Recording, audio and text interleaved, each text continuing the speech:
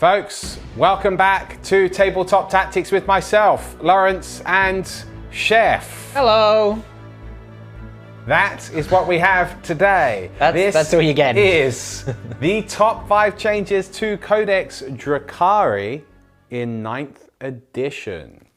Very, very cool. Obviously, the book has been out for some time now, but we are going through all of the 9th edition books in this format. Going backwards. Because it will still be relevant to new players wanting to pick it up. And perhaps some of you veteran Archons will also learn some new things as well. Yeah. So it's a 3-video series. We've got the top 5 changes to the Codex here on Freeview. And then we have top 5 combinations, looking at powerful combinations that work really well in the book, and we have our top 5 units as well over on demand on our website. We can go check that out. So let's kick off with this show today. The format will be, we're going to look at the army rules compared to what they used to be in 8th edition. Mm-hmm. We're going to be looking at the super doctrine, or basically the pure army special rules, power from pain in this case. We're going to be looking at the chapter tactics, aka obsessions. We're going to be looking at the stat changes, and then finally we'll do a little look at some of the points. So pretty nice little overview here. A little comprehensive. That's it. So why don't we kick off with the army rules? Yes. And that will be next. Folks, let's talk the army rules if you are a Trukin player, a Drukhari player. Are you a Trukin player, Chef? I am actually, yes, because I use the Harlequins. And I do, to be fair, legitimately quite enjoy the Drukhari. I think the style and the aesthetic is really cool. The fluff is awesome. The fluff is absolutely awesome if you're a Drukhari player, I think. 40k universe isn't grimdark enough. Read the Drukhari. It's pretty grimdark. It's pretty nasty. That's right. So we've got 3 special rules, if you like, or 3 core rules: raiding forces, weakling kin, and the real space raids. Yeah. Now, on top of that, as with every 9th edition codex, if you're running troops, they're get the objective secured ability. That's pretty standard, right? Now, there's some really interesting rules which we've not seen in any other books. They kind of touched on it before with the 8th edition book. They've now ramped it up and come up with these new rules. So let's go over the raiding forces first.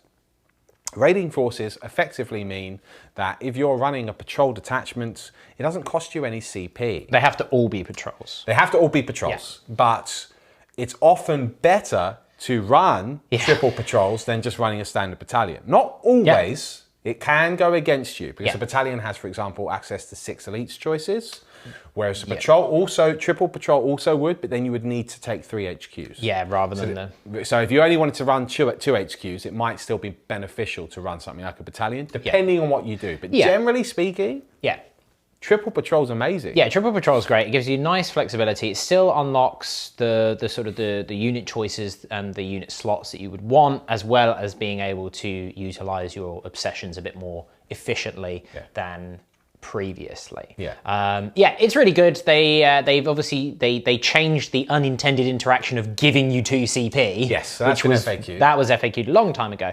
But it's still a really, really nice, flexible way to build your army, which is always good because flexibility is nice. Absolutely. Now, the downside to this, though, is we're going to go over the second special rule because it will give some context first. The real space raid detachment, really, really, really cool concept. It allows you to basically take all 3 flavors of the Drukhari, so Witch Cult, Homunculus Covens, and a Cabal, and you actually have to take one of each detachment. And one of each troop. Yeah, exactly. And then what that will enable you to do is it will give you all the real space raider keywords. Then all of a sudden your Archon can give his reroll 1 Zora to everyone in the detachment. And unlike if you mix detachments via any other means, everyone will get their, mixing the units, everyone will retain their obsessions, right? Yeah. Okay. Now, the problem. So what's the downside? This sounds pretty good. It sounds all really good.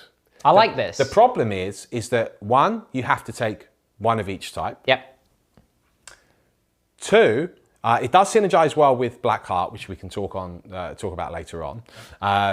2, you get more flexibility just rolling the triple patrol.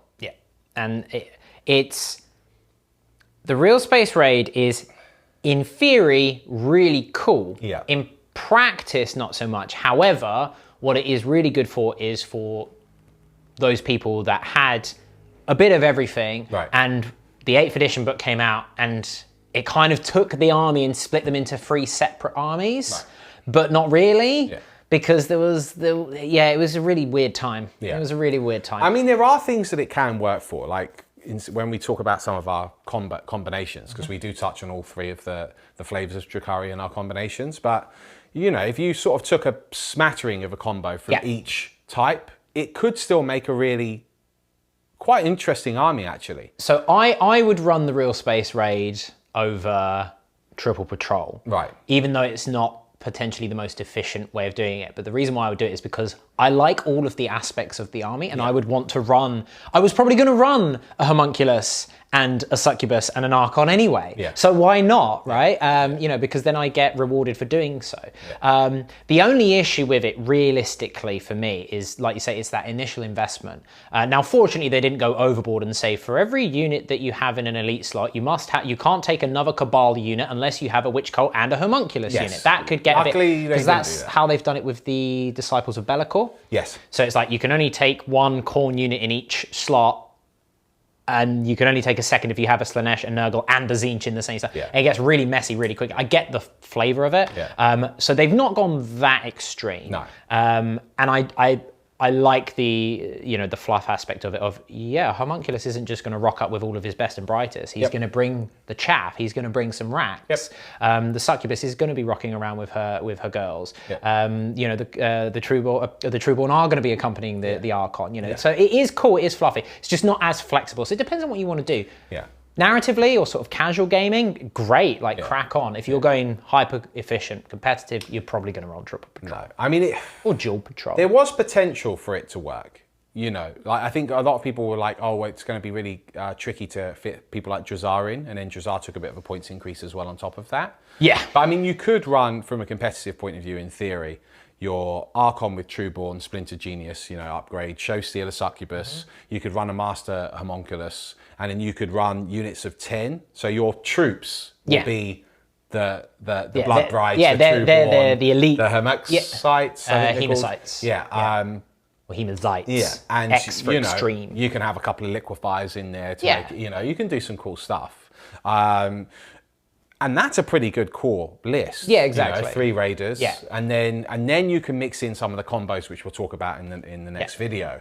And it could be pretty competitive. Weirdly though, Blades for Hire suddenly get access to the Real Space Raider keywords, and then with things like Writ of the Living News, which is a Blackheart Archon, you actually can give them reroll 1s to wounds I as think well. that's the main issue with the Real Space Raid, is if you're running a Real Space Raid, you kind of have to run Blackheart. Yeah. You kind of do, really. You've got, here's all this like really cool flexibility, except here's some, you know, homogenization. Blackheart is really good. And it is really good, which we'll touch on in a minute. But yeah, I think it's a tough one. In practice, it is really good fun, and it can build some good lists. But it is going to boil down to what you want to do. Yeah. Like for me personally, I really like the idea of it. I feel that the Triple Patrol often trumps it, which is a real shame. Having said that, I also think it's a real shame that Blades for Hire units, like things like Scourges, I think should probably just get the Kabalite keyword. Personally, that's just how I feel about it. Things like Mandrakes are true Blades for Hire, but if you can't buff them in any way... the Scourges are Blades for Hire. Though, they are technically Blades from for a fluff Hire. perspective. They are, but then it used to be that Hellions were as well.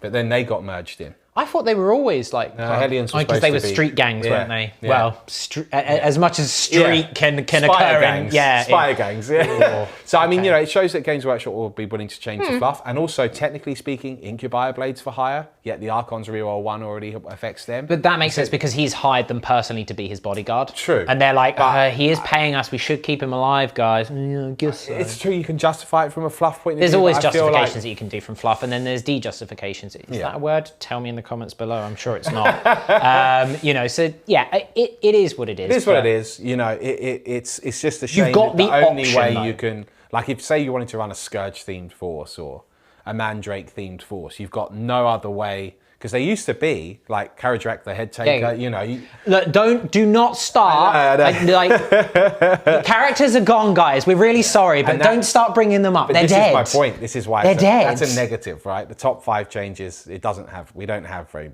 well. We have no new models other than the Succubus. Lilith. Yeah, you got Lilith. Yeah. So, you know, and we still don't have Vect. We still don't. A lot of our characters. You're never going to get Vect. No problem. You're never going to get Vect. Vect would never be on the battlefield. I'm sorry, guys. It'd be cool if he was, though. Well, I know, but if you were Vect, would you ever join the battlefield? No, because you've already won the war. I don't know. I might have, like, Gilliman was turning up, trying to swing his burning blade around. Vect wouldn't arrive. He'd just be like, great, you can be there. I've already done my plans. Yeah, like, it doesn't, you know, I'm Vect. It is Vect. It would still be cool to have him. Or at least some sort of super heavy Tantalus. Yeah, it's called the Tantalus. It would be cool. Yeah, if it's not super heavy, like a super heavy one. I mean, the Tantalus should have been a super heavy, realistically. Look at the size of the thing. Anyway, look, we digress. Constantly. Yes, constantly. The third and final rule is the weakling kin. Basically, you can't mix Drukhari and non-Drukhari Eldari units together. Which you couldn't anyway. So why is it in here? I don't know why it's I guess it's for like Crusade.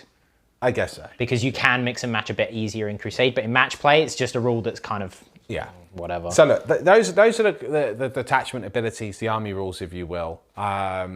Really pleased with them overall. Ultimately, being able to roll triple patrol, you know, from a competitive point of view or just general gaming point of view, gives you awesome flexibility, and that does allow you to mix in the Cult and Coven with the Cabal, or just, you know, a couple of Cults, one Coven, whatever you want to do. Real Space Raid is a great idea.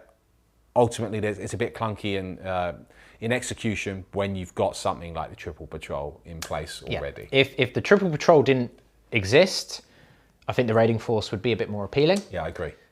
It definitely would, but there we go. So those are the detachment rules. Next, we'll be covering those cheeky power from pain rules. Chef, let's talk power from pain. Yeah. I enjoy this ability. I know you do. And I also like it in the game. Yeah. I get power from salt. You get power from salt. And tears. Right, well look, you've got power from pain, there's also combat drugs, and there's insensible to pain, poison weapons, blade artists. We'll cover the lot in this section here. So power from pain, we've had this for a couple of editions now with Drukhari. Gone for a number of different things. things. 5th edition, as I recall, with the Phil Kelly Codex. Very, very cool indeed. Let's just go over what the table does. It works by a battle round system. So you start with one effect in battle round 1, then in battle round 2 you get another effect. They do stack with each other, so it's a cumulative ability. Cumulative, as I like to say. Yes, no, that's not incorrect. So by battle round 5, you've got your superpowers in effect. Yes. So from turn 1, your entire army has, and it is your entire army. Yeah. This is the pure ability. This is the pure ability. It's a 6+ invulnerable save. Yeah, I mean, look, it's handy. The fact that it works in melee is nice for your vehicles because previously they weren't getting an invuln save. Yeah. So it does give them a little bit of extra survivability. And even on cheeky infantry, it can be decent. Yeah, you know, all of a sudden it means that anything above AP2 is wasted. Yeah. Now, admittedly, are you firing AP3 at like basic infantry? Probably not. But it depends on what you're using. Yeah. You know, it depends on what is in your army and depends on your choice of target. So always being able to have access to a save is really nice. It's nice. Turn 2, you've got Eager to Flay.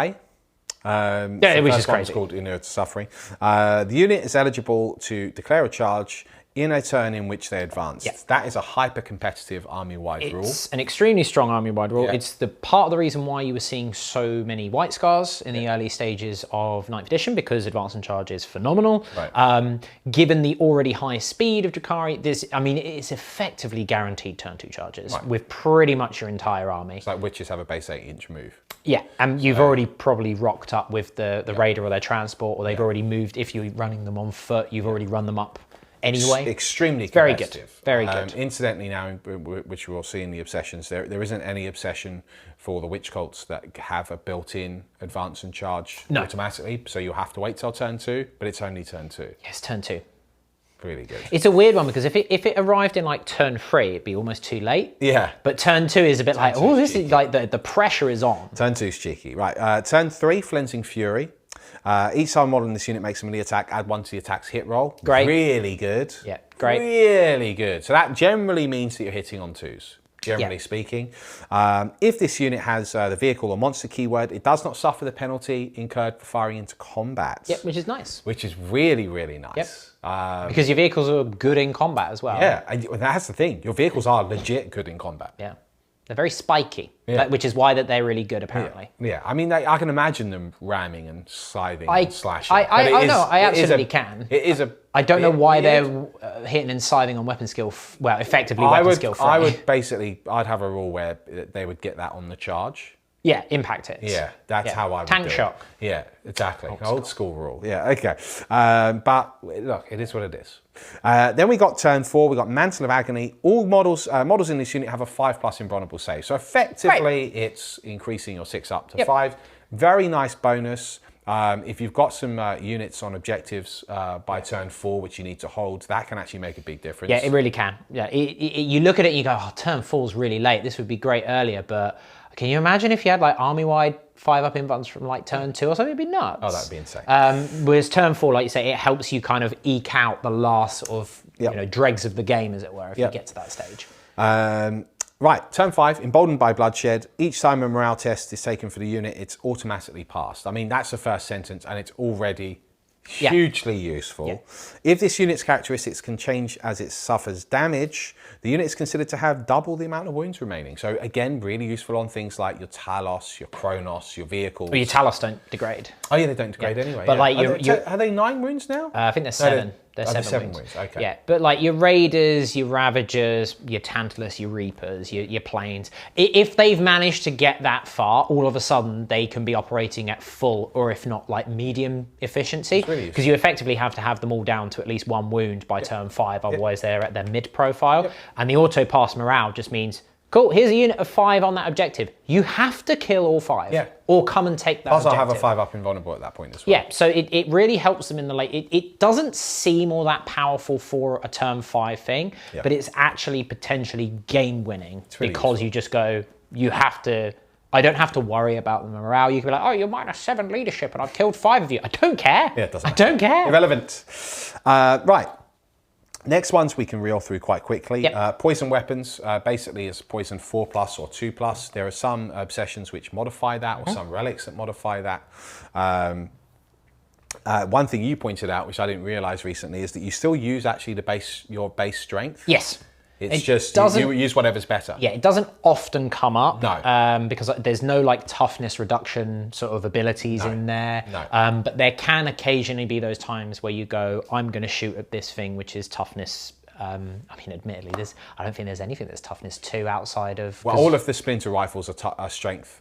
Splinter weapons are strength 2 anyway. Yeah, so it's moot really, but it can occasionally come up. Well, I think the example is like if I say I have my Drukhari Archon and he's strength 3 and he's fighting a Grot, say, which is toughness 2. Well, they're toughness 3 in the new book. They're toughness 3 now, so I mean, Nurglings are toughness 2. Yeah, say you're fighting a toughness 2 creature, it would mean, and I've got an agonizer, it would mean I actually do wound on 3s with that agonizer. It would be things like if you're running, say, a Curse Blade Succubus and she's got an agonizer, she's going to be strength 4 base. Well, she's fighting guard now, although the agonizer's 2 up anyway, isn't it? No, the agonizer's 4 agonizer up. Is Venom 4 Blade's 2 up. Venom Blade's 2 up.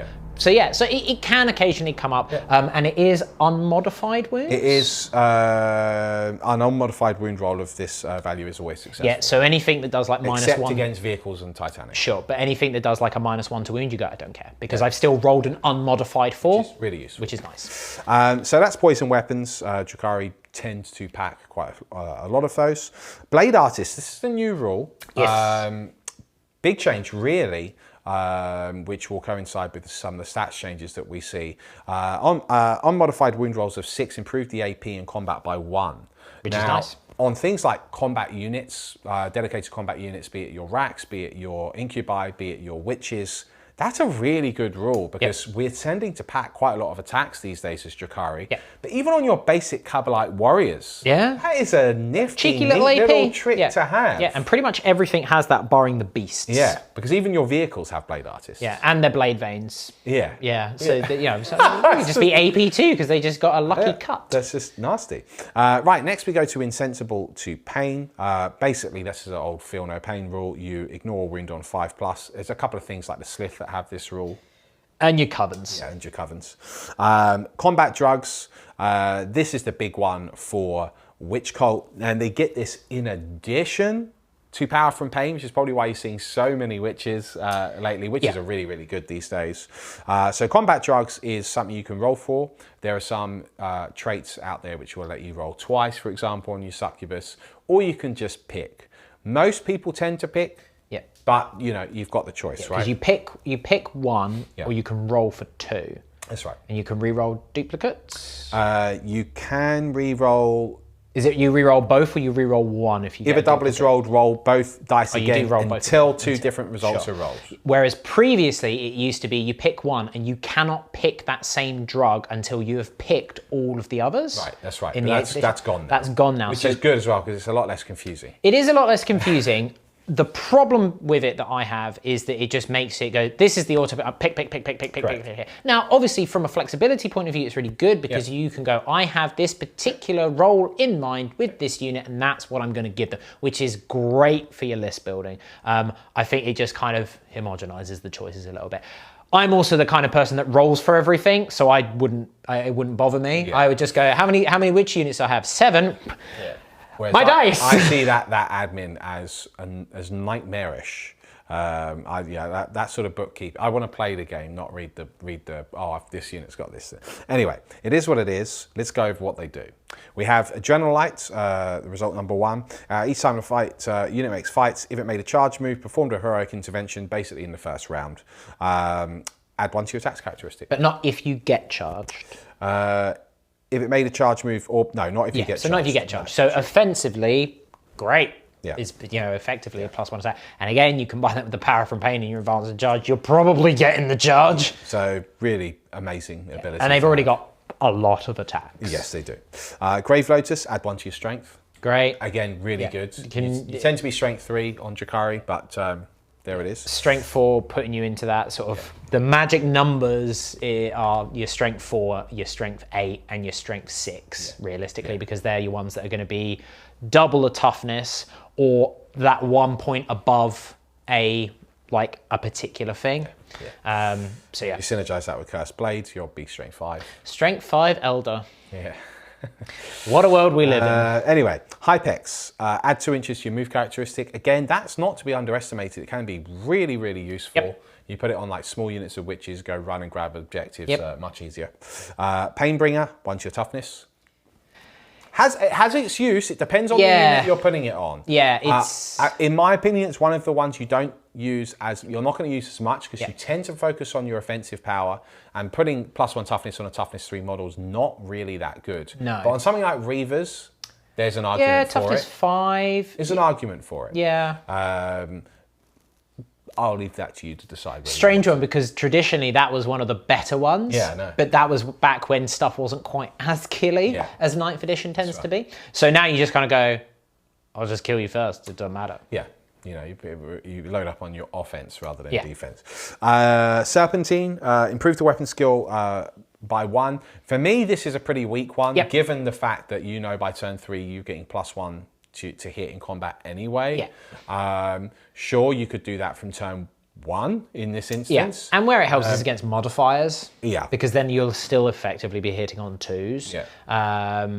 But is it necessary? I think I would take other combat. Oh yeah, 100%. If you're picking... And then finally, Splintermind, improve the ballistic skill and leadership. I mean, this is on witch cult units. It can work. Again, if Reavers, you're doing shooty Reavers. If you're going for Reavers with like a blaster or a heat lance, like maybe. The leadership can be helpful because it can help you avoid a morale check entirely, but it's probably not a necessary one. No, not for me personally. I think there are better ways to, because you generally do want your witches to be able to fight well. Yeah. Don't need to take leadership checks if your enemy's dead. So look, those are the core army rules, if you like. Interesting stuff. I think right out of the gate, it's obvious that they're very powerful. You've got good flexibility. You can literally pick what you want, and you've got army-wide stacking abilities, which only get better as the game goes on. It's a win-win. So that's it. Next, we're going to cover the really important bits, the obsessions.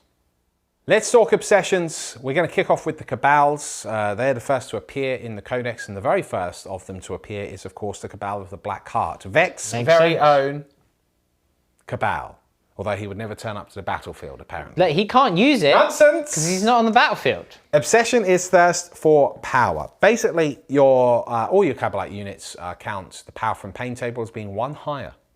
Which, as we've established, is pretty darn good. Really good. Really, really good. So it does technically mean that you could advance and charge with things like Raiders in turn 1. Yeah, which does have utility. It doesn't sound like you're doing, you're realistically not doing a lot of damage, but you don't need to do too much damage if you're just tying up a battle tank. Yeah, or maybe you want to get engage, and you put enhanced ether cells, which is a stratagem, moves 8 inches all of a sudden, gets you over the line into a different quarter or something like that. Just for an example. Yeah, lots of utility. And that's just turn 1, let alone getting the other stuff earlier. Exactly.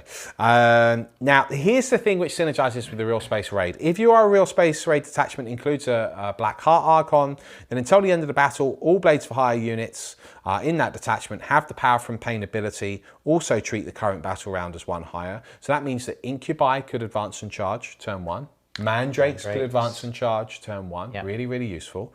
Then it actually is, you also then add 1 to your leadership characteristic of models with this obsession. Fine. And then the one which comes up pretty much all the time is you're re-rolling a single hit roll for each unit. Which really is good. Hugely good. Yeah. You know, Raiders with incredibly strong. Blaster on a Cabalite warrior. Incredibly strong. You then get each of the obsessions has their own warlord trait and a relic and a stratagem. So this is a trope that we've seen quite often in 9th edition. The stratagem's one of the best ones. It's free, which is weird, called Agents of Vex. I do like a free stratagem. It's a free stratagem. What it does is when your opponent uses a stratagem, you go, I'm going to Agents of Vex that. Nothing immediately happens, but if they use it again, so you put it on a stratagem, which obviously your opponent's going to use regularly. Transhuman. It costs them 1 additional CP. Can't do it on a CP reroll. They did think about that. They did think that because that would be... Oh, can you imagine? It'd be such a stinger. I'm going to use a CP reroll. Well, that was a mistake, wasn't it? Such a stinger. We're not going to go over everything in all of the obsessions because we'll only go over the things which I think are highlights or really useful. Writ of the Living Muse. It is a good relic. It gives reroll 1s to wound. It's probably actually only taken in a Real Space Raid detachment, funnily enough. The reason being that it gives reroll 1s to wound for your core. Your core units, if you're a Cabalite player, tends to be it's literally, in a vehicle. It's literally just Cabal. Yeah. Yeah. So if you're in a vehicle, you can't benefit from the reroll 1s. Ew. If you're out of the vehicle, you're dead. You're probably dead. Or you're at least your raiders just died. Yeah. Or you're doing like an action, or you're going to be away from the bearer realistically. Yeah. So it's one of those funny ones where you're probably not going to use it if you're just running. I mean, you could, but because things like Ravagers don't have the core keyword, you're not seeing Black Heart. Yeah, exactly. Writ of the Living Muse Archon babysitting them anymore. So that's that. Labyrinthine Cunning's one of the ways to get command points back in your force. I think it's the only way that they can regen command points, which again is something that we're beginning to see a bit more in 9th edition codexes, which is you have like 1 way to get a command point, maybe 2, but they're usually very they're locked behind sub-factions, which is fine. And this one takes the form is when your opponent uses a stratagem. When you or your command opponent points, any command points to use a strat. Oh, time you or your opponent. Oh, that's I missed the you. That's but it's really only good. on a 6 because traditionally they're on a 5, but it's only 1 or t'other. This is because it's on both. You've got way more chances of rolling a 6. So look, Black Heart overall. I mean, with the reroll, they're solid. They're very alone, solid. It's probably. It could easily be argued that it is the best of the obsessions from a Cabalite point of view. I think because of Vect and because of the reroll hit. The power from pain is just cherry on top. The leadership, you just kind of go, okay, here, just have another rule. You didn't need that, but just have it. Yeah, that I think actually shouldn't have even been in. That's 4 traits. It's weird, but anyway. Right, let's go on to the Poison Tongue. Poison Tongue, I've got a lot of love for Poison Tongue. They've got one of the best stratagems in the whole book, but I do take issue with their Kabal Obsession. Yeah. On paper, it looks really good. It looks incredible. In reality, not so much. It's not so hot. So basically, each time model with it's called the Serpent's Kiss makes an attack with a poison weapon. You improve the ability by 1 to a maximum of 2+. Sure. So agonizers, we're wounding on 3+. Splinter cannons, splinter rifles, wounding on 3+. Yeah. And look, that is really, really good. It sounds on paper very strong. On paper, okay. Furthermore, if an enemy unit has any models destroyed by an attack with a poison weapon, until the end of the turn, you subtract 1 from combat attrition tests. Now, look, that is nice. Yeah. That is a nice bonus to have. You can't deny that. The problem is you've got to get to the combat attrition stage. Yeah. So you can't just be like, 1 shot, and then, oh, okay. If it was -1 leadership, or -1 to morale checks and combat attrition, yeah. Okay. Yeah, pretty cheeky. Okay. Right. Warlord trait, towering arrogance. Yeah, it's fine. Yeah, I mean, fine. We don't need to go into that. Relic, Soul Seeker. It's a cool pistol. Again, you know, it's a pistol. There's nothing groundbreaking about this. Your stratagem, however, is extremely powerful. Insidious Misdirection. It's 2 CP. Use the stratagem at the start of the first battle round, before the person who goes first. Select up to 3 Cabal of the Poison Tongue units, so they don't just have to be core. Okay, you can redeploy them. If you use strategic reserves, you can also put them into strategic reserve, which is really, really good. If you've both got redeploy, you roll off to see who does it first. Anything that redeploys is phenomenal. Yeah, absolutely. It's even better for Drukhari because of the freedom that they have with their transports. You're never going to use this on anything other than a raider. And here's the irony. That raider's probably not carrying any Cabal of the Poison Tongue infantry. It's probably carrying Incubi and Witches. Right. Because they're your key units that you want to keep protected. You're allowed to do that. Yeah. It's look, it's a thing. Now, the reason Cabal of the Poison Tongue doesn't hold up offensively, which it should, because you're basically going, oh, well, I'm thinking about Venom spam, or I'm thinking about lots of Trueborn with the Splinter Rifles. Look, it is good, but Drukhari need the anti-tank. And whilst you could still just spam your Dark Lances, having that reroll to hit, or as we're about to find out, reroll to wound, really amps them up. Yeah. And here's the thing, that reroll to hit and reroll to wound, or reroll to wound, which we'll see in the moment. Well, in fact, let's go over to the next obsessions. You've got Flayed Skull, okay? Poor Flayed Skull. Yeah, they've taken a huge hit here. Poor Flayed Skull. It's a real shame. Their obsession, Slave from the Skies, each time a model with this obsession that can fly is embarked upon a transport, or is embarked on a transport that can fly, the enemy doesn't receive the benefits of light cover. Which is good. That is really good. Because that is one of the weaknesses of your anti-infantry, is your lack of AP, which is why Poison Tongue doesn't work so well, because you go, great, I'm winning on freeze. I'm a Marine in cover, I've got 2 up save, I don't care. But I don't care. You add 2 inches to the move characteristic of vehicle units in this obsession. Now, I mean, that is look, you're moving so fast anyway, that I would argue, who cares? You know what would make this one a bit better? What? Is if they took the... one, they need to make it needed to be available to everyone. Yeah. So you could just go, like, it could be add 1 inch movement to everyone, and then if they've got a fly, you add 2 to represent them being faster. But I would argue that they, they really lean into that transport aspect of it, and you go, yep, when you disembark from a transport this turn, so you have to disembark, but you get you can have +1 to hit and +1 to charge or something, or you could have, to use the Grey Knight example, the Tide of Celerity, you just make them, advance and charge rolls a minimum of 3. Yeah. That could be, because it's only on Cabal. It's still not amazing, because it's only on Cabal at that point. Do you know what I would have done? What? I would have done 6s, give you an additional AP with ranged weapons.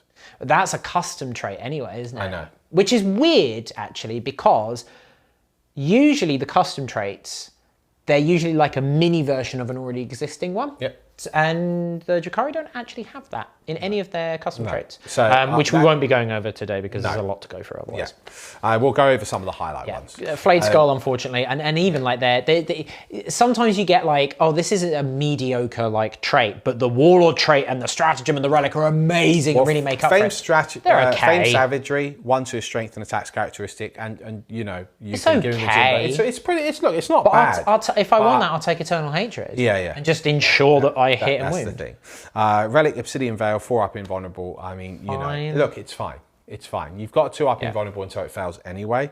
Master of the Shadowed Sky. unfortunately, it's just one of those things. It's a bit situational. It is only 1 CP. You pick a Cabal of Flayed Skull unit to shoot with until the end of the phase. Each time that unit makes an attack that targets a unit that can fly, has the fly keyword. Of which there is a lot. You add 1 to the hit roll. If it's an aircraft, you add 2. So you mitigate the hard hit. Problem is it's really contradictory because you're going to want all of your guys inside transports to get that ignore light cover, but the minute you jump out your but then if you're inside the transport, you can't use the stratagem. So what are you going to do on a raider? Fine. It's a shame. I think 6s to hit. Basically, they get blade artists, but on ranged weapons. Yeah. You know, so it would work on their dark light weapon. Not sure. Well. I'm not sure how it fits in terms of fluff, but well, I think it's supposed to be like their famed savagery, right? I mean, I think it's they're just rending with a bunch of shots. They do all of these drive-bys. Yeah, maybe it's like to represent the fact that they're so up above they can find the weak points. Well, bear in mind they used to get reroll 1s to hit on poison weapons and rapid fire weapons. Rapid fire weapons, which was pretty big because that was inside. Yeah, I suppose. Why not? They on 6s. Yeah. They're just, you know, really, really good. And then that would be a nice contrast with Poison Tongue, although arguably Poison Tongue still needs a bit of improvement. Cabal of the Obsidian Rose. This is the next big hitter for me. Yep, great one. It's between this and Black Heart that I would pretty much pick. Their obsession is flawless workmanship. You add 6 inches to the range characteristic of assault, rapid fire, and heavy weapons, excluding relics that models are equipped with. That's really good. That's 24-inch range blasters for your reference. Yep, which is great. Yeah, that is 30-inch splinter rifles. Yep. Really, really useful. Then what you have is each time the obsession is selected to shoot or fight, much like the Black Heart, you re-roll a wound roll. Yeah. Very powerful. Yep. Very, very powerful. Now, here's the problem. Let's compare it with something like a Poison Tongue Venom, which will be your classic Poison Tongue unit. 6 shots. Unfortunately, the Splinter Cannon, in my opinion, overpriced, but we'll talk about that in the points. 6 shots. It is -1. It is a damage 2. It is 4 hits on average. You can get 3 wounds. I'm going to get 3 wounds on average with Poison Tongue. Yep.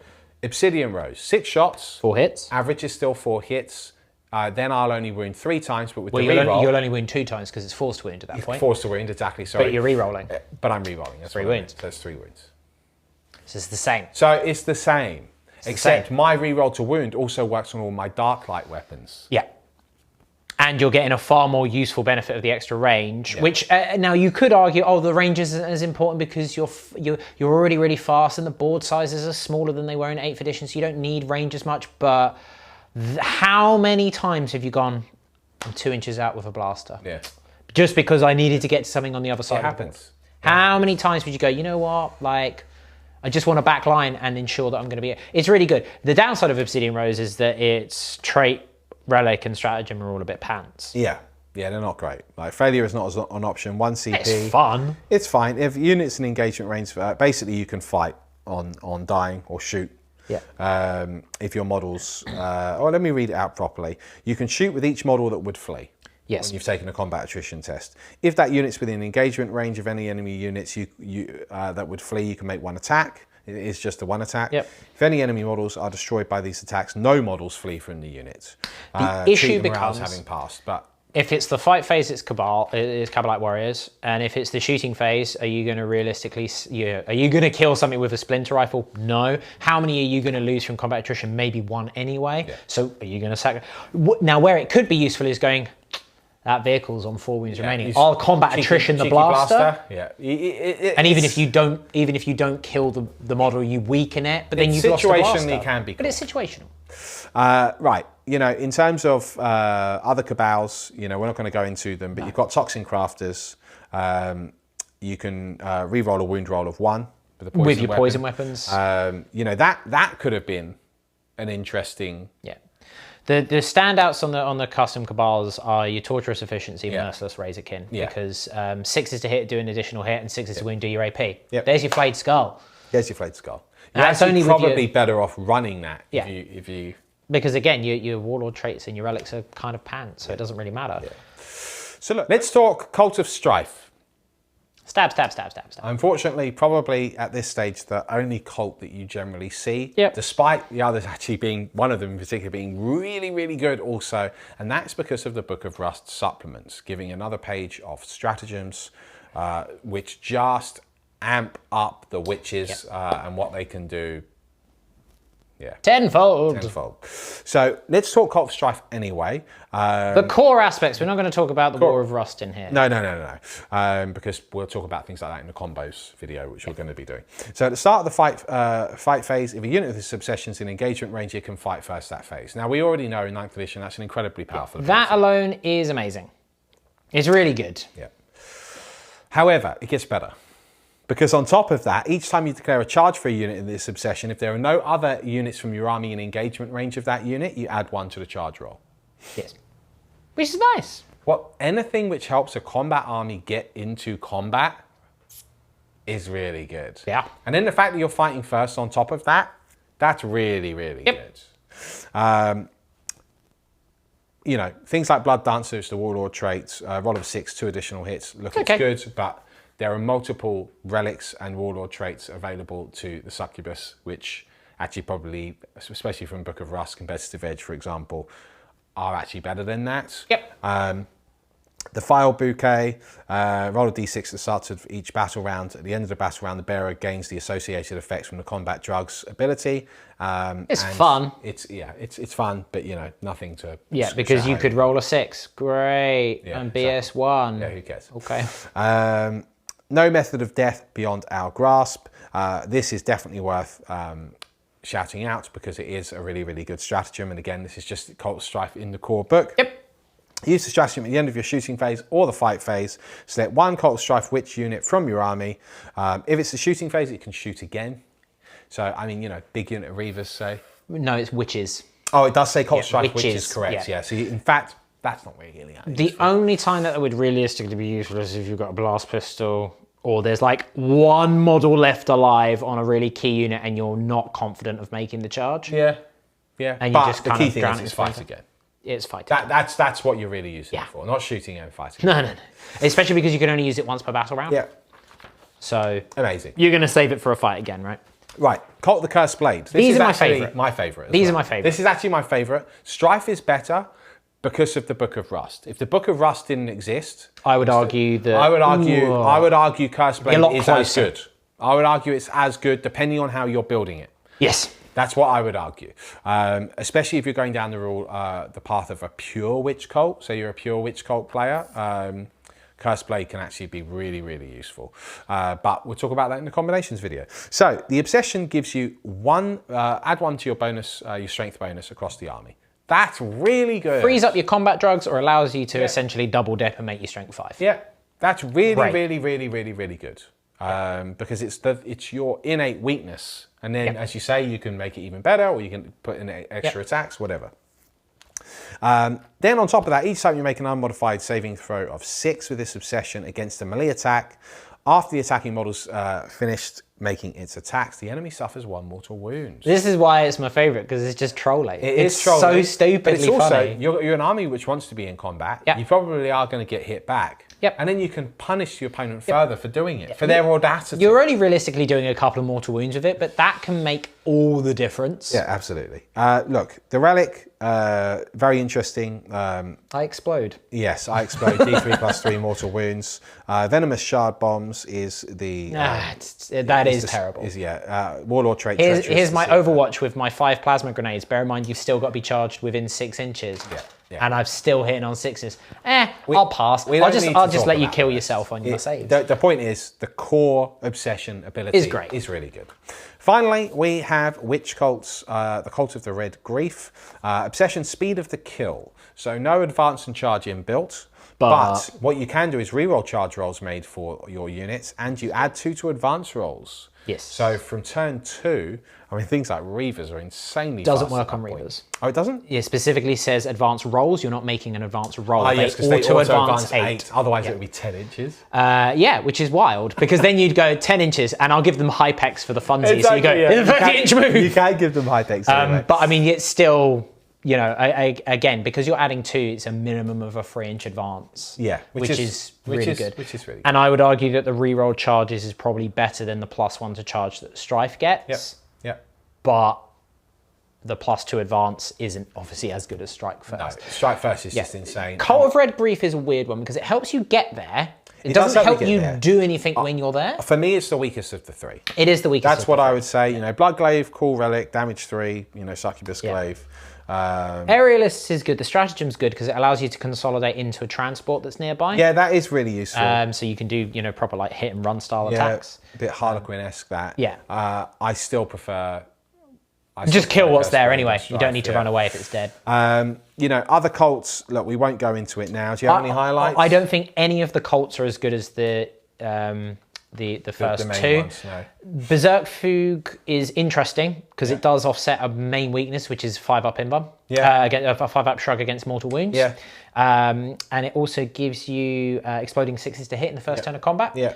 But it is all consuming. Now, obviously, if you could combine that with other things, it'd be nuts. Yeah. So it like that's the main standout for me because it's 2 pretty decent effects. The 5-up against mortal wounds is pretty niche, but it's going to be very meta dependent. You know, it depends what armies are going to be sort of doing in terms of mortal wounds. The exploding 6s alone is really good. Yeah. But do you need exploding 6s when you probably have like 40 to 50 attacks per unit so many anyway? attacks. I mean, I found that generally, like if you tooled up your witch unit to kill something, it will kill what it charges. It's fun on like a character. And this is the thing with Strife, because you've got that ability to fight again. Yeah. And they've got ways of having better AP because of the Book of Rust. It just becomes, silly. It's a fun standout, but I don't think any of them are as good as Strife or even Cursed Blade. So those are the witch cults.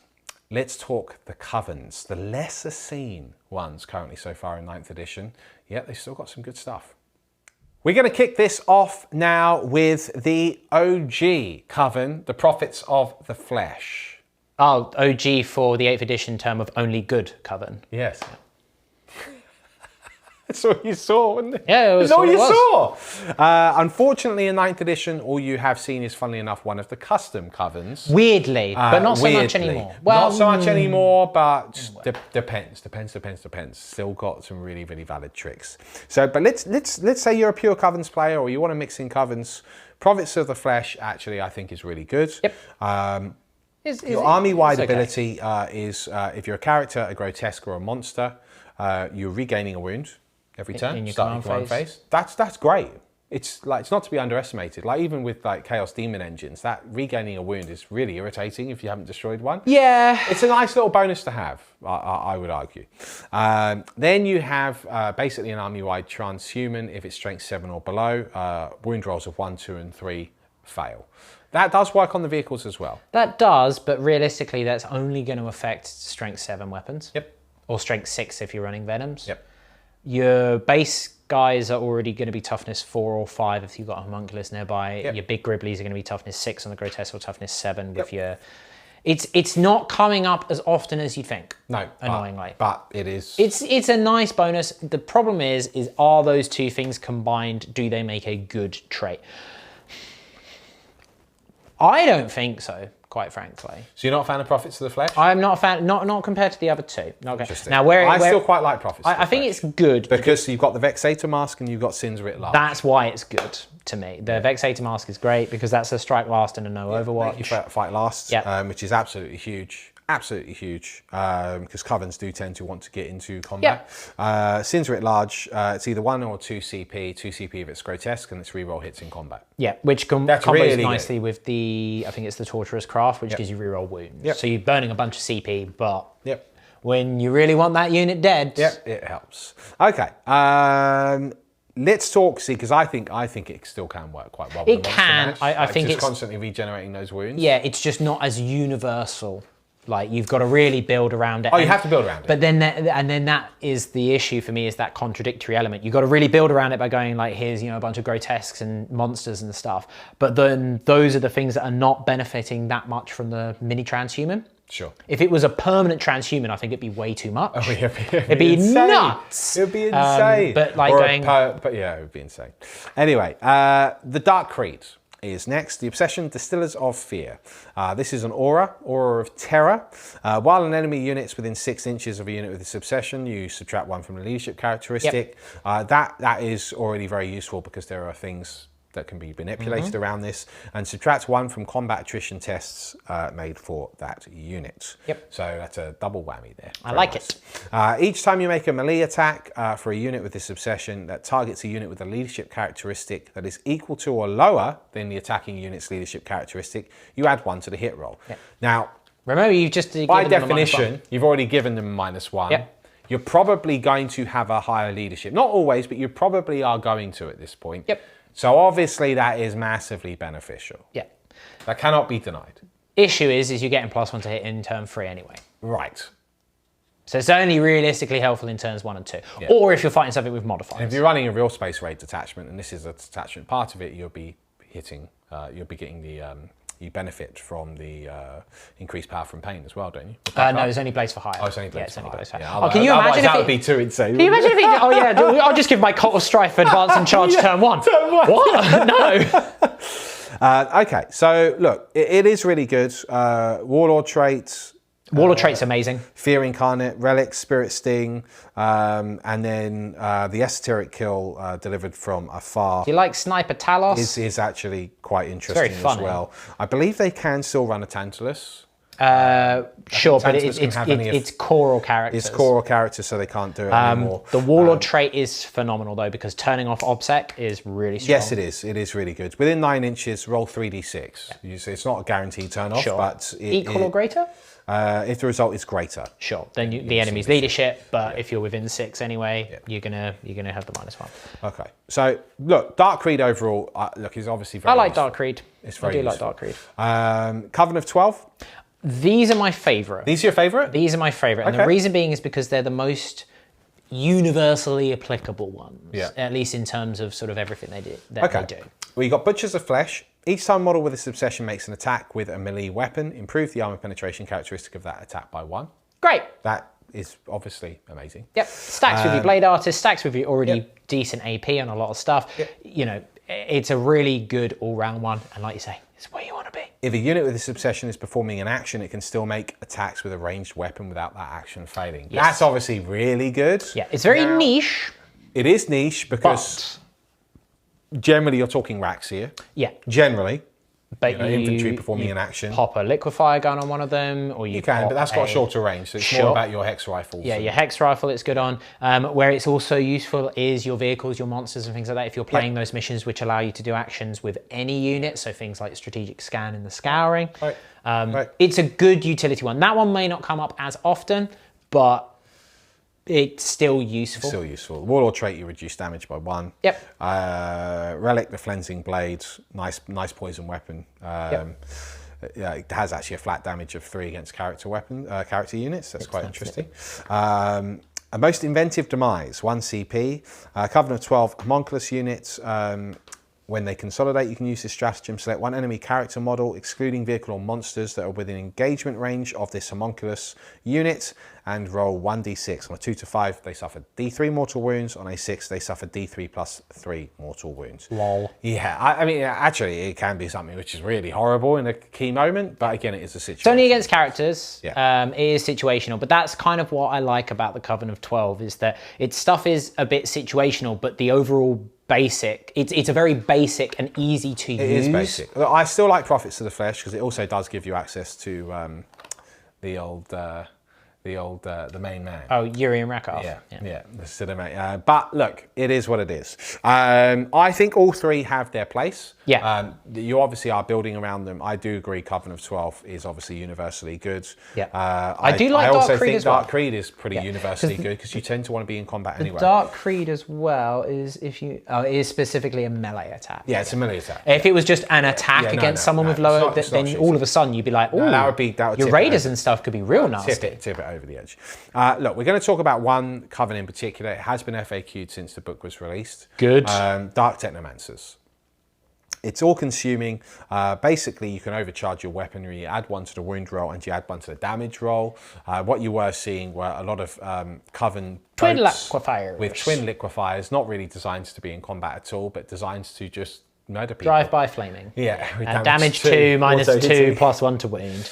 Yeah, with none of the downsides. They've now said that you can't use it on liquefiers. Or twin liquefiers. liquefiers. You can use it on all your other ranged weapons, but that's the thing, it's only ranged weapons, so realistically it's only working on your hex rifles, your vehicles. It would work on a Dark Lance. It would work on a Dark Lance. It does work on splinter cannons. Does work on splinter cannons. You've got a bit of, or if you say you're doing a double splinter cannon venom, the averages dictate that you're going to be losing. You're going to be taking D3 mortal wounds, yeah. It does have a place. Damage 3 though. Yeah, damage 3 though. And wounded on 3s. Yeah, it does have a place on Kronos. Like, it does have a place. I don't think that in the post FAQ world it should be all consuming, because it's affecting very little. Situation. So you would have it as just a single. I'd have it as a single now, because it's situated. You could make some nasty combos there. Could you though with the other stuff? Well, experimental creations add 1 to the strength characteristic of models with this obsession. Sure, but it's not your weapons.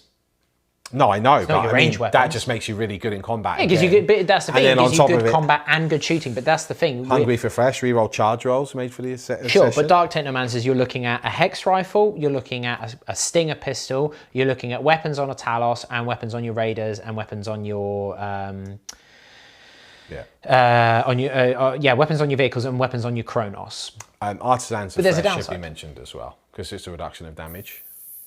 Yeah, to everything non-vehicle. Which is good. Which is really good. Yeah. And that does I work. actually prefer that to the Prophets of the Flesh overall. Yeah, I think that's a standout one. And that one does work even on your racks, because you might be like, oh, but it doesn't help against my 1 wound racks, but it does, because it means that your 5-up shrug against damage 2 weapons, you only need to roll 1 5-up shrug. That's help. It's really, that's really quite an interesting one. Yeah, that's a really good one. Doesn't affect your vehicles, but fine. Now, overall, so that's the obsessions. Overall, the covens are probably it's fair to say the weakest of unfortunately. the 3 flavors. Having said that, if you're a pure coven player, you're certainly not in a bad spot. No, you're not. And I've actually got some combinations which I think are still really frighteningly good and competitive, even post FAQ.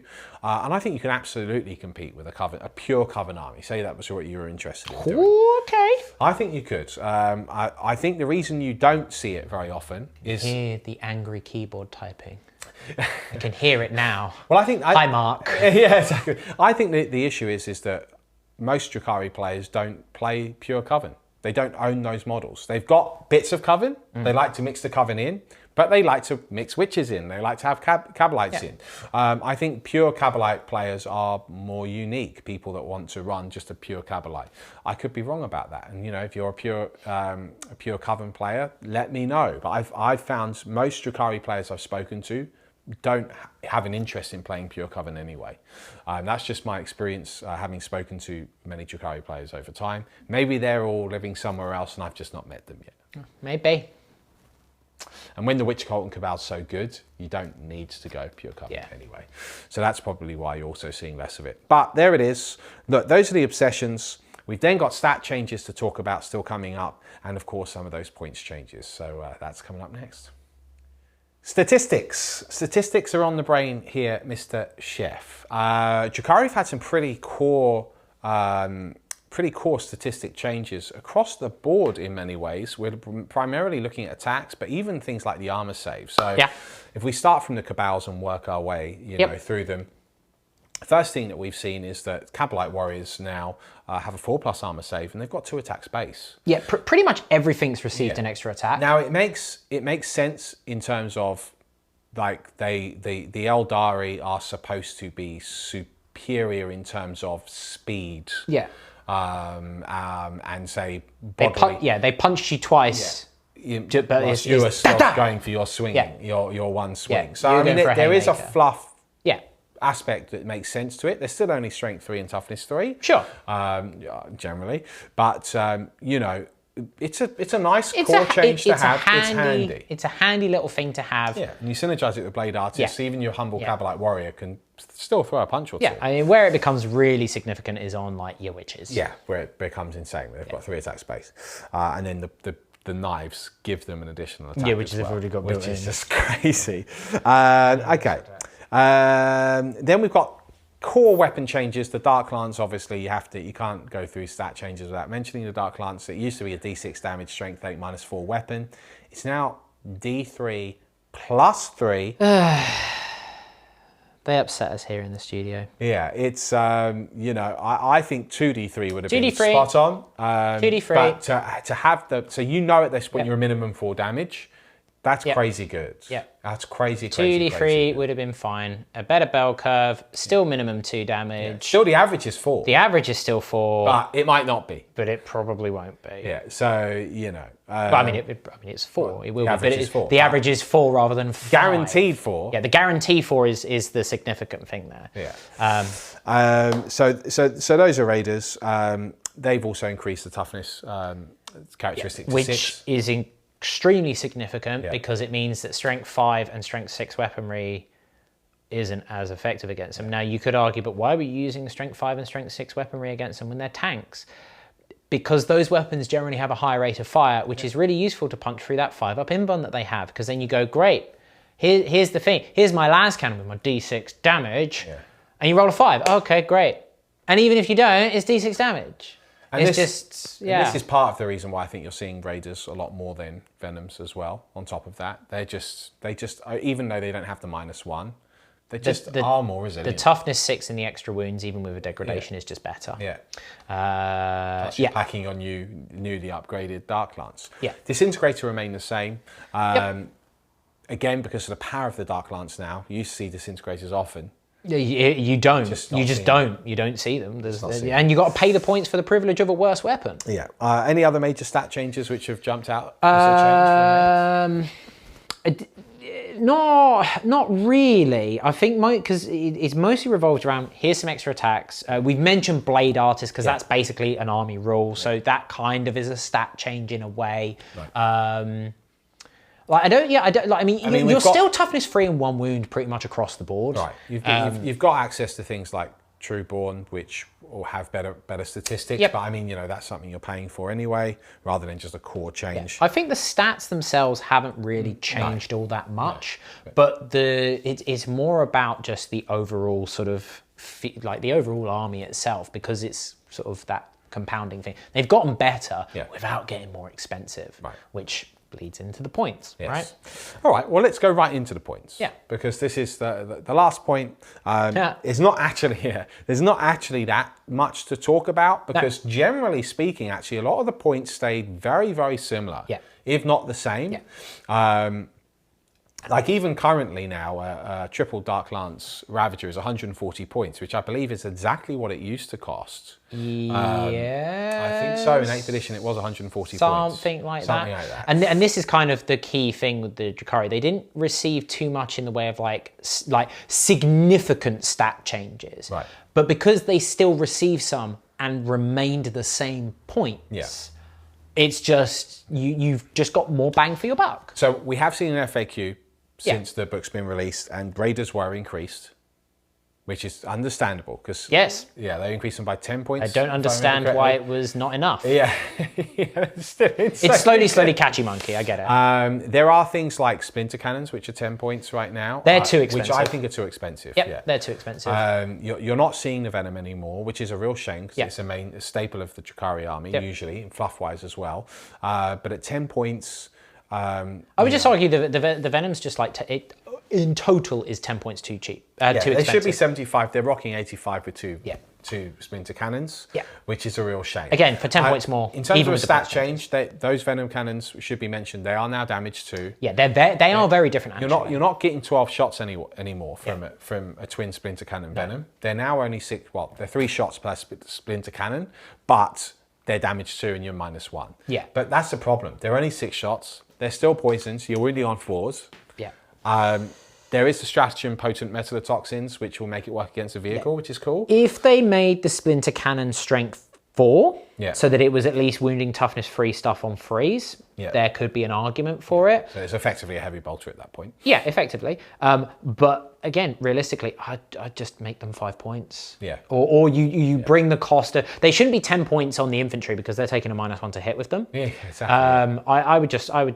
I would bring the cost of the venom down, you know, to a reasonable number. Even then, you're actually probably still not going to see it. Not with the Raiders as they currently are. With Raiders. And that's the thing. I think, points-wise, not I can't think of anything that's changed significantly. I mean, Drazzar went up, but and Drazzar he's also still incredible. Drazzar also changed significantly from the 8th edition Codex to the Word of the Phoenix Rising book. Phoenix Rising, yeah.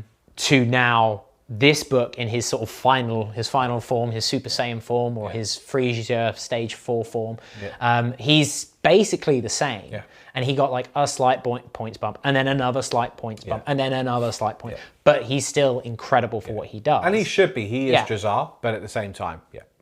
I don't think Mandrakes went down very slightly. Yeah. I think they went down by a point. There's been little tweaks. There's been nothing. New special rules, but we'll talk about that in a different video. Incubi, very aggressively pointed. Witches, aggressively pointed.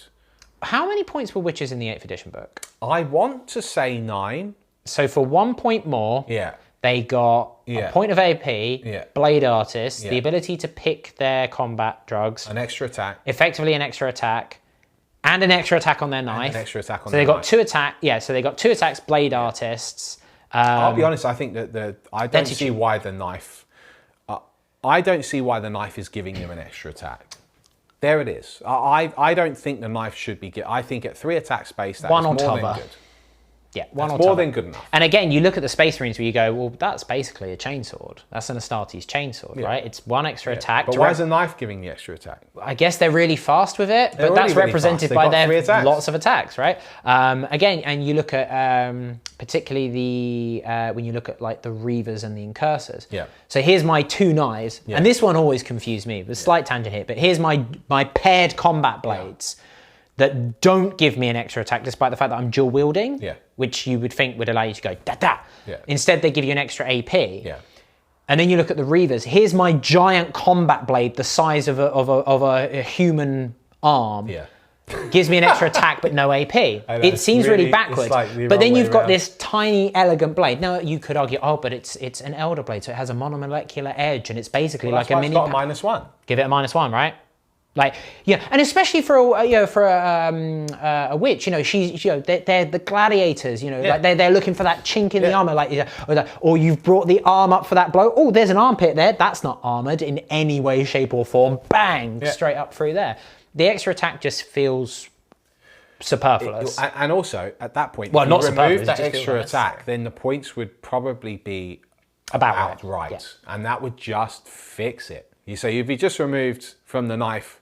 Because at the moment, witches are too cheap, guys. Whether you like that or not. Now, it could be argued, but some of these new books now have come out. But it's not fair to judge based on the new books because ultimately, the older books, we should be going off of the baseline of things like Space Marines and Necrons, etc., etc. So if the points keep getting cheaper, it just makes the original books worse and worse and this worse, was exactly the issue that we had in 8th edition. Yeah. Everything started quite expensive and it just got cheaper and cheaper and cheaper and cheaper and cheaper. Now this is a controversial statement here. Now when me and Beard did the Good, Bad and Ugly for the Drukhari book, way back when it came out, I said that this is probably one of the best designed books for 9th edition. I stand by that statement. And here's the reason for that.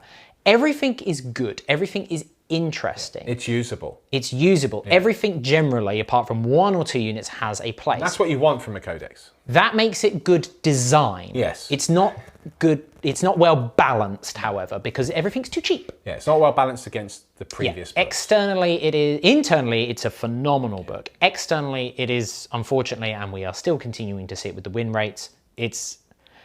I hesitate to use the term broken, but it is unbalanced. It's unbalanced. I stand by the really strong design principles of it, but it just needs a few more tweaks. The main issue is the overall cost and efficiency. Even before the points changes to the Raiders, you effectively had people turn around and say, I went to a tournament and it felt like I was playing with 2,400 points. Yeah. Just you can, they're supposed to be a glass cannon army, but they don't feel like they're made of glass. And then even when your glass gets smashed, you've got another 4 hammers in your pack. Yeah. So it doesn't matter. You don't care. I could talk core design changes that I would make. But I don't think it needs a core design change. It just needs a point tweaks. I could. Like, Drukhari now weirdly are extremely resilient, which they never really should have been. It was always, back in the day when I first started playing them, it was about not being hit. Yes. So you'd have things like Night Shields, which -6 inches from the range. And only Venoms had a 5+ invulnerable save. but you know, we are where we are. There's no point talking about it. So that's Codex Drukhari. That's the top 5 changes.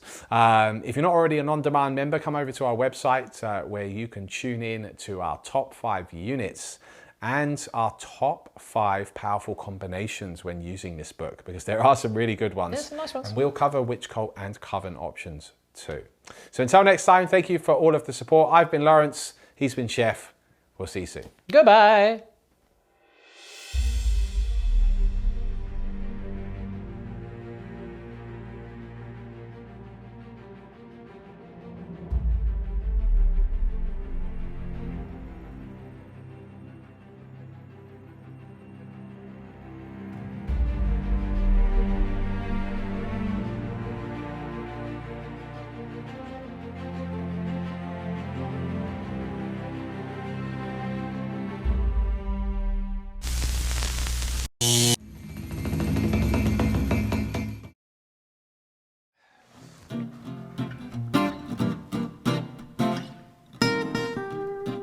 Help! Help! Wait. Oh. Oh, I'm very close. I need my coffee. And don't fidget now. I'm trying not to fidget. Try and pay attention. Okay? I'm paying attention. Right, just stand. Why is this on a rotate? Sit still. I'm trying to. Look at the camera. You done? I'm probably just warming up. Okay, that's good. And of course Vex would turn up on the battlefield. Why wouldn't he? Vex wouldn't turn up on a battlefield. Of course he would. If you got a Primarch turning up on a battlefield. He's not going to go and fight a Primarch because Vex is intelligent. He's going to be like, you would slap me about. He'd be from his barge, obviously. He wouldn't go and fight the Primarch. But you were just saying you were going to fight a Primarch. Yeah, we'd shoot them with his barge. He would shoot them with his special Ravager. You know what? You're wrong. He would be on the battlefield. It's fact.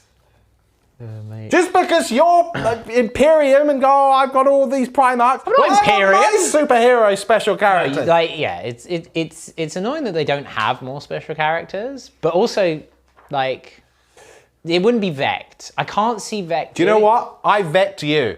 You can't Vect me. Yes, just I'm not a stratagem. You talk like a stratagem.